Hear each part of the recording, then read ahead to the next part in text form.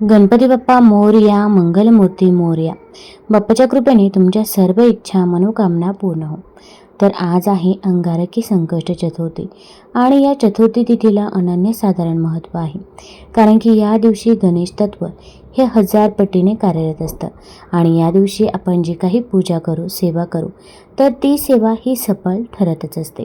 संकष्ट चतुर्थी तिथी जेव्हा मंगळवारी येते तेव्हा त्या चतुर्थीला अंगारकी संकष्ट चतुर्थी म्हणतात. ही चतुर्थी तिथी अत्यंत शुभ मानली जाते आणि या दिवशी व्रत केल्याने वर्षभरातील सर्व संकष्ट चतुर्थीचे फळ मिळते, अशी धार्मिक श्रद्धा आहे. अंगारकी संकष्ट चतुर्थीचे व्रत केल्याने कोणतंही संकट येत नाही आणि संकट आल्यास त्याचे निवारण होते. या व्रतामुळे मंगळ ग्रहाची पीडा कमी होते आणि व्यक्तीच्या जीवनात सुख, समृद्धी आणि यश मिळते. एक अंगारकी चतुर्थीचे व्रत 21 संकष्ट चतुर्थीच्या व्रता इतके फलदायी असते. आता आपण देखील अंगारकी संकष्ट चतुर्थीचे व्रत हे अवश्य करावे आणि ते जर करणे शक्य नसेल तर अशा वेळेस आपण बाप्पाची पूजा फक्त मनोभावे केली तरी पण चालेल. आता मी तुम्हाला अंगारकी संकष्ट चतुर्थीची व्रतकथा सांगणार आहे. ही कथा ऐकल्यामुळे आपल्या आयुष्यातील संकट, दुःख, दारिद्र्य, गरिबी दूर होत असते आणि आपल्याला भगवान श्री गणेशांचा आशीर्वाद देखील प्राप्त होत असतो. त्यामुळे व्हिडिओ स्किप न करता शेवटपर्यंत जरूर बघा. चॅनलवरती नवीन असाल तर चॅनल लाईक करा आणि सबस्क्राईब देखील करा.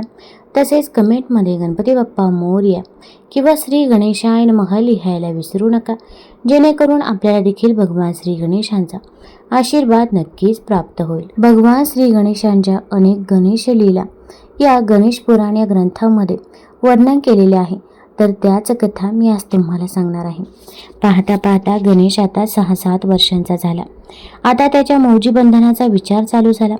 त्याचे एक एक पराक्रम व अद्भुत लीला ऐकून एक दिवस विश्वकर्मा हा या शिवपार्वती नंदनाच्या दर्शनासाठी मंदार पर्वतावर आला.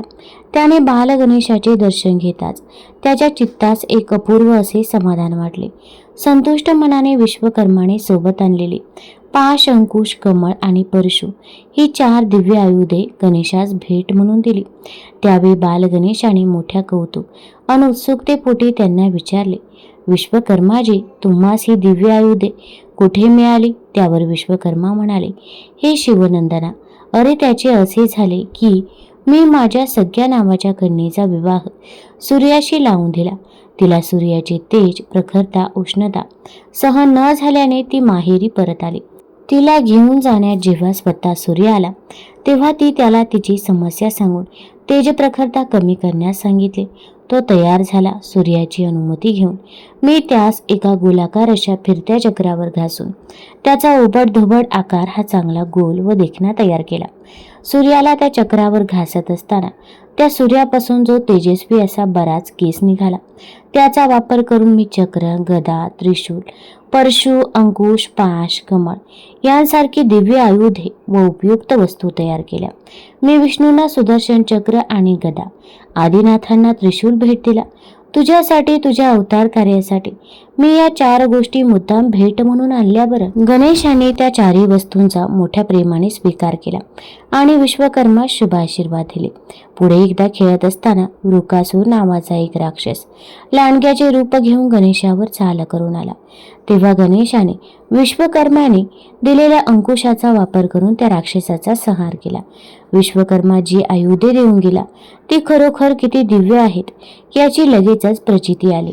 भगवान गणेशाने वयाच्या 7व्या वर्षात प्रवेश केला. शिवपार्वतीने त्याच्या मुंजीचा घाट घातला. शंकराने गौतम ऋषींना बोलावून त्यांना त्या उपनयन कार्याची धुरा सोपवली. ऋषीवरांनी बालगणेशाची जन्मपत्रिका पाहून मुंजीचा दिवस आणि वेळ निश्चित केली.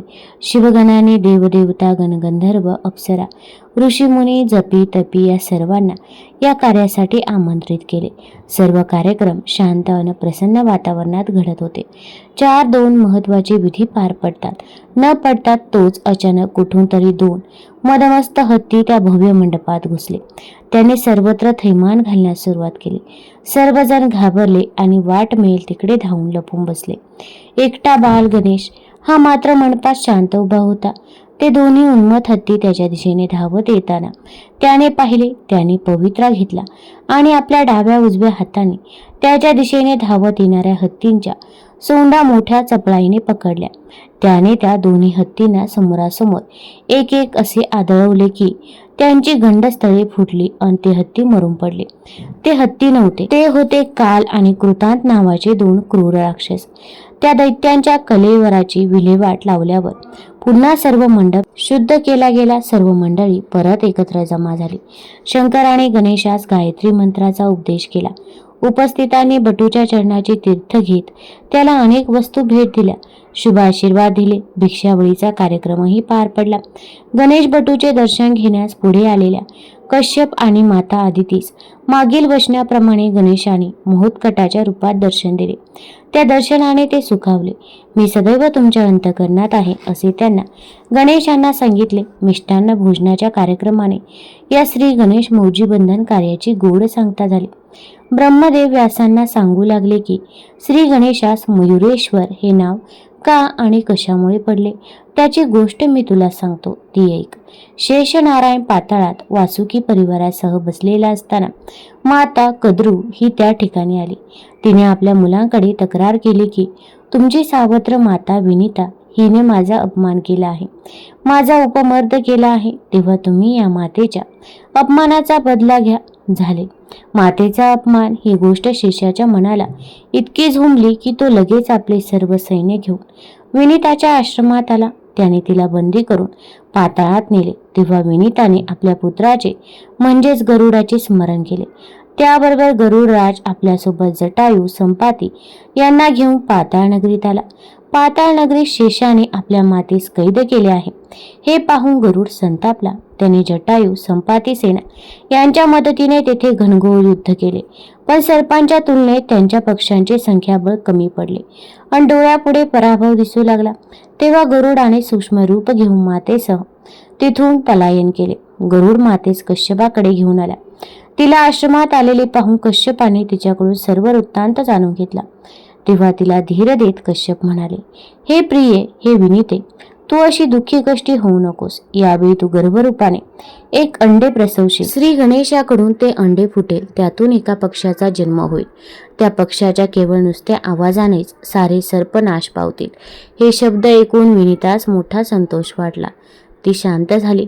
कश्यप ऋषींच्या अभिवचनाने शांत झालेल्या विनिताने खरोखरच पुढच्या वेळी एक अंडे प्रसवले.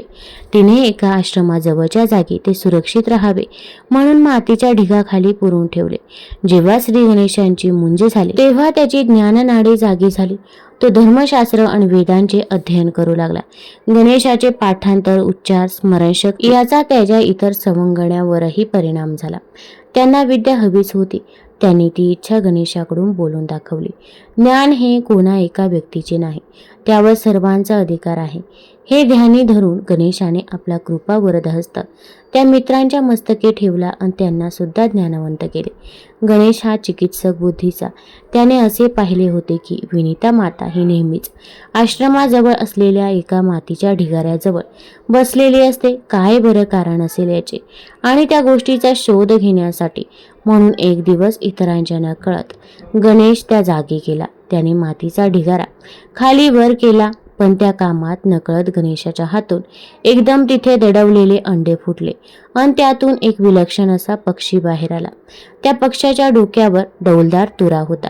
त्याला मागे फुलविता येणारा भव्य पिसारा होता. त्या पक्षाने एकदम गणेशावर झेप घेतली. गणेशाने त्यात चकविले. आपल्या तीक्ष्ण चोचीने तो गणेशावर आघात करण्याच्या प्रयत्नात असताना गणेशाने एकदम उंच उडी मारली आणि तो त्या पक्षाच्या पाठीवर स्वार झाला. हे पाहून विनितास आनंद झाला. तिने गणेशास, हा माझाच पुत्र मयूर आहे, तू याचा वाहन म्हणून स्वीकार कर अशी विनंती केली. श्री गणेशाने ते मान्य केले.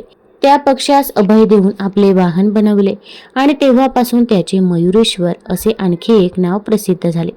ब्रह्मदेव पुढे सांगतात की गणेश हा 9 वर्षांचा झाला असतानाची गोष्ट आहे. एकदा तो मित्रांसोबत एका तलावाभोवती खेळत असताना अचानक त्या तलावामधून एक घोडा वर आला. तो वेगाने धावत येऊन गणेश आणि त्याचे मित्र यांना घाबरवू लागला. त्याने लाथा मारून काही मुलांना पाडलेही. तेव्हा त्या घोड्याला शांत करायला गणेश त्याच्या पाठीवर स्वार झाला. गणेश आपल्या पाठीवर आहे हे लक्षात येताच घोड्याने तलावात उडी घेतली व तो खाली खाली जाऊ लागला. तो घोडा म्हणजे एक राक्षस होता. गणेशास पाण्यात बुडवून मारण्याचा त्याचा कपटी डाव होता. पण त्याआधीच गणेशाने आपले वजन वाढवून त्या राक्षसालाच पाण्यात बुडवून मारले. हा सारा प्रकार आणि एका 9 वर्षाच्या मुलाचा पराक्रम पाहून जलकन्या त्याच्याकडे धावत आल्या. त्यांनी गणेशास नागलोकी आपल्यासोबत चालण्याचा आग्रह केला, पण गणेशाने त्या गोष्टीस नकार दिला. इकडे गणेशाचे इतर मित्र गणेश तलावात घोड्यासहित पाण्याखाली गेले हे वृत्त सांगण्यासाठी शिव पार्वतीकडे धावत सुटले. वाटेत एक दुष्ट राक्षस अदृश्य रूपाने आपले अजस्र तोंड पसरून बसला होता. गणेशाचे सर्व मित्र त्या राक्षसाच्या मुखात पडले. त्याने त्यांना गिळून टाकले. मुलांनी सुटकेसाठी गणेशाचा धावा केला. त्याला गणेश धाव, आमचे रक्षण कर म्हणून आर्त हाक मारली. ती हाक गणेशाच्या कानी येताच त्याने आपल्या दैवी शक्तीने त्या राक्षसाच्या पोटात दुसरे रूप धारण करून प्रवेश केला. मित्रांमागोमाग गणेशही मुखी पडला, म्हणून तो राक्षस थोडा सुखावला. तोच गणेशाने आपल्या शरीराचा विस्तार करून राक्षसाचे पोट फाडले व स्वतः मित्रांसह बाहेर आला. सर्व मित्रांनी त्याचे आभार मानले. भगवान शिवाचे पुत्र गणेशाचे लग्न प्रजापती विश्वकर्माच्या रिद्धी आणि सिद्धी नावाच्या 2 मुलींबरोबर झाले. सिद्धीपासून क्षेम आणि रिद्धीपासून लाभ नावाची मुले झाली. लोकपरंपरेत याला शुभलाभ असे म्हणतात. गणेशाचे लग्न देखील अतिशय रोचक परिस्थितीमध्ये झाले. त्यांचे लग्न होत नव्हते या लग्नाची देखील चर्चा सर्व पुराणांमध्ये मनोरंजक पद्धतीने मिळते. श्री गणेशाच्या विवाहासंबंधी मुख्यतः 2 कथा प्रचलित आहेत. यातील एका कथेत तुळशीचे वर्णन आहे. त्याचसोबत गणपतीला तुळस का अर्पण केले जात नाही हे देखील सांगितले आहे. पौराणिक कथेनुसार एकदा भगवान गणेश तपश्चर्या करत असताना तेथून जात असलेल्या तुळशीने त्यांना पाहिले आणि ती भगवान गणेशावर मोहित झाली. तिला त्यांच्याशी लग्न करायचे होते, परंतु भगवान गणेशाने ब्रह्मचर्य पाळण्यास सुरुवात केली होती, म्हणून त्यांनी तुळशीसोबत लग्न करण्यास नकार दिला. आपल्या लग्नाचा प्रस्ताव नाकारल्यामुळे संतप्त झालेल्या तुळशीने गणेशाला शाप दिला की त्याचे 2 लग्न होतील. यावर भगवान गणेशा तुळशीला शाप दिला की तिचा विवाह राक्षसासोबत होईल. त्यानंतर गणेशाला तुळशी अर्पण करणे वर्ज्य मानले गेले आहे. आणखी एका आख्यायिकेनुसार भगवान गणेशाच्या शरीराच्या रचनेमुळे कोणीही त्याच्यासोबत लग्न करू इच्छित नव्हते. त्यामुळे त्रस्त होऊन त्यांनी ब्रह्मचर्य पाळण्यास सुरुवात केली. यासोबतच त्यांनी इतर कोणाचेही लग्न होऊ दिले नाही. कोणाचे लग्न असले की ते त्यात विघ्न निर्माण करायचे. त्यांचे वाहन मूषक यांनीही त्यांना त्यांच्या कामामध्ये साथ दिली. त्यांच्या या सवयीमुळे देवी देवता खूप अस्वस्थ होऊ लागले. एके दिवशी ते या समस्येबद्दल ब्रह्मांजीकडे गेले. देवी देवतांच्या समस्या ऐकून भगवान ब्रह्मदेवाने आपल्या 2 मानस मुलींना भगवान गणेशाकडे शिक्षणासाठी पाठवले. भगवान गणेशाने ब्रह्मदेवाच्या आज्ञेचे पालन केले आणि त्यांच्या दोन्ही मुलींना शिकवायला सुरुवात केली. दरम्यान कोणत्याही लग्नाची बातमी आली की रिद्धी सिद्धी भगवान गणेश आणि मूषकराज या दोघांचे लक्ष वळवायचे. त्यामुळे हळूहळू लग्न होऊ लागले. पण ही गोष्ट गणपतीपासून फार काळ लपून राहू शकली नाही. रिद्धी सिद्धीच्या या कार्याची माहिती मिळताच ते प्रचंड संतापले. ते रिद्धी सिद्धीला शाप देणार होतेच. तेव्हा ब्रह्माजी तिथे पोहोचले आणि त्यांनी भगवान गणेशाला रिद्धी सिद्धीसोबत लग्न करण्याचे सुचवले. ब्रह्माजींच्या सूचनेनुसार भगवान गणेशाने रिद्धी सिद्धीसोबत विवाह केला आणि अशा प्रकारे त्यांचे 2दा लग्न झाले.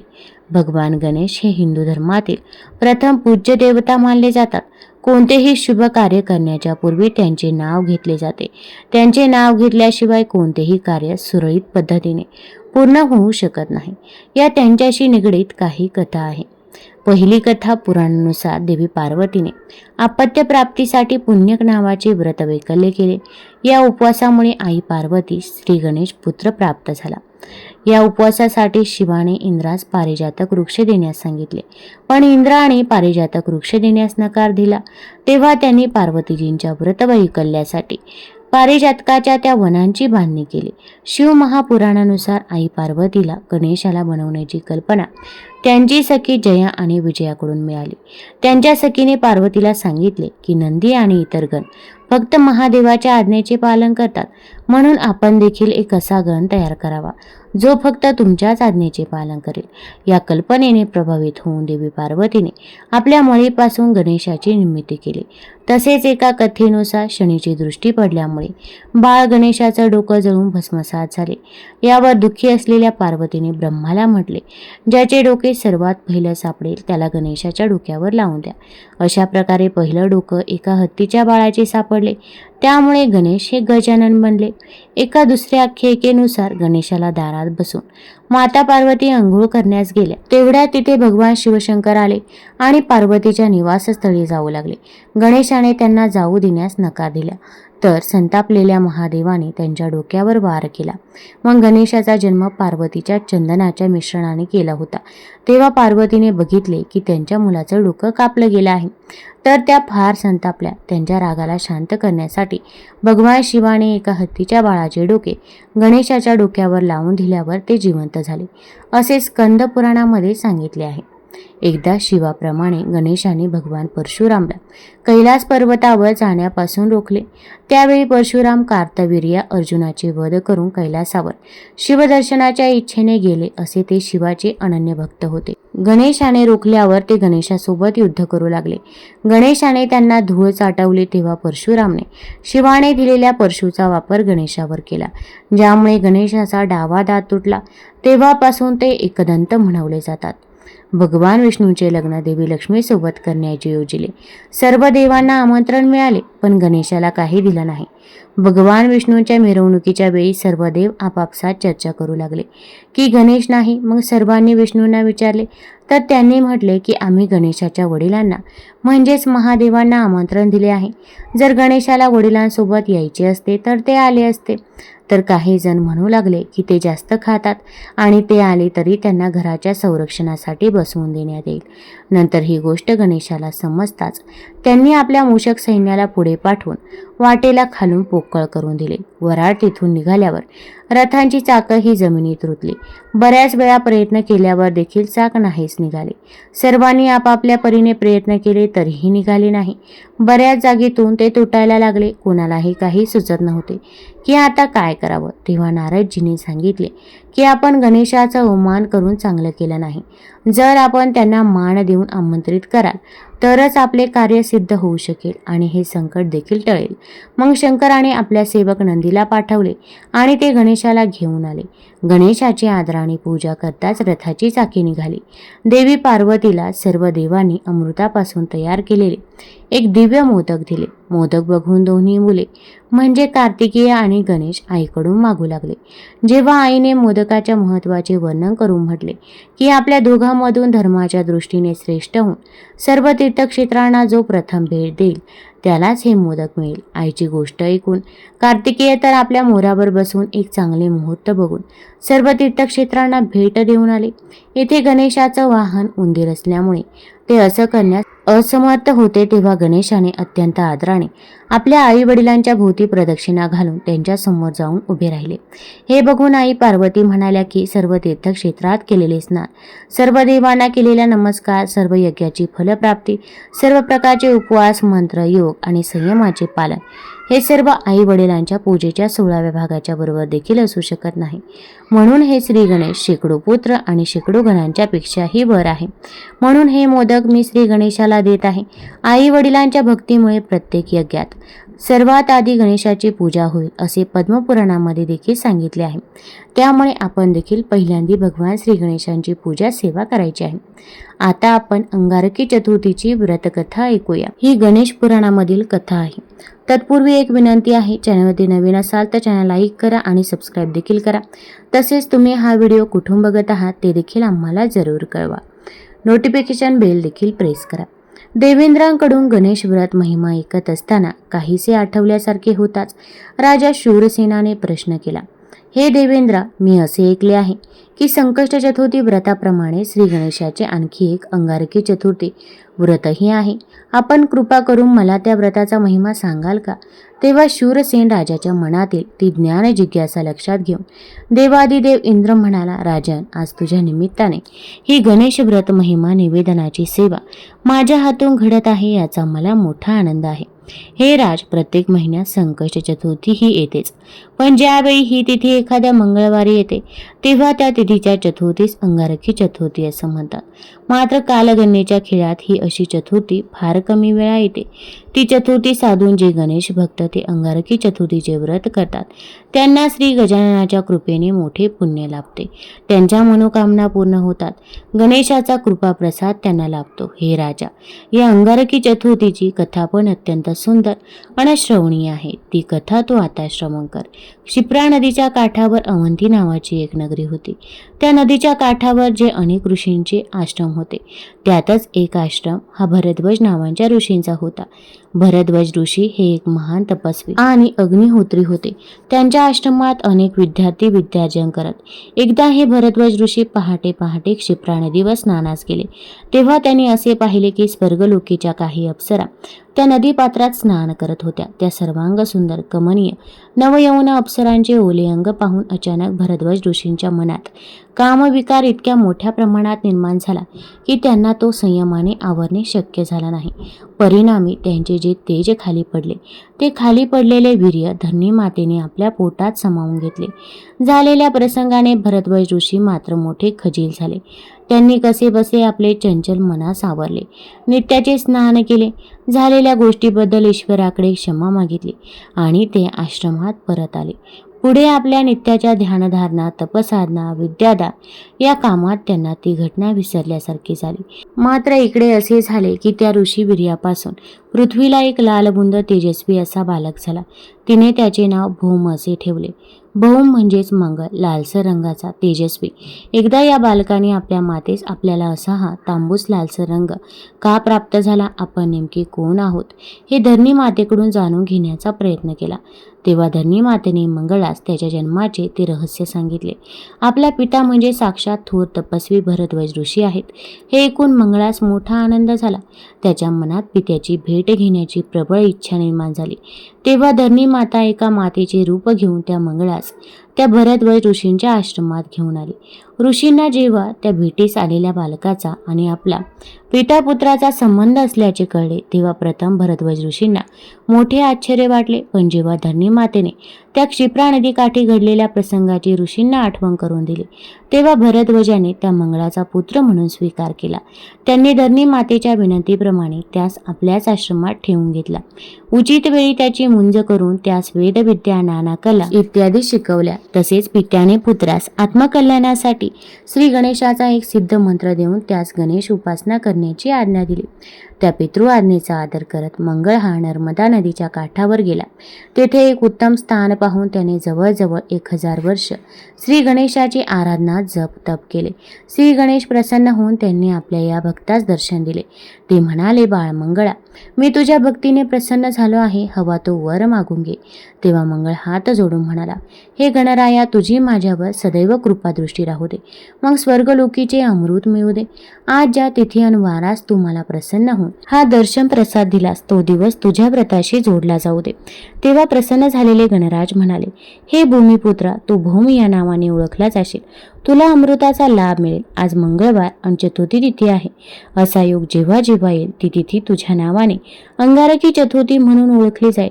या दिवशी माझे पूजन, व्रत, उपासना, नामस्मरण करणाऱ्या भक्तास अनेक संकष्ट चतुर्थी व्रत केल्याचे फळ मिळेल. असा आशीर्वाद देणाऱ्या गणेशाचे त्या भरद्वाज ऋषींच्या पुत्राने एक भव्य मंदिर बांधले. त्यात दशभुज गणेशाची प्रतिष्ठापना केली. त्या गणेशाचे मंगळाने मंगलमूर्ती असे नाव ठेवले. तुम्हाला जर ही कथा, ही माहिती आवडली असेल तर चॅनल लाईक करा, सबस्क्राईब करा आणि आपल्या मित्रपरिवारासोबत जरूर शेअर करा. धन्यवाद.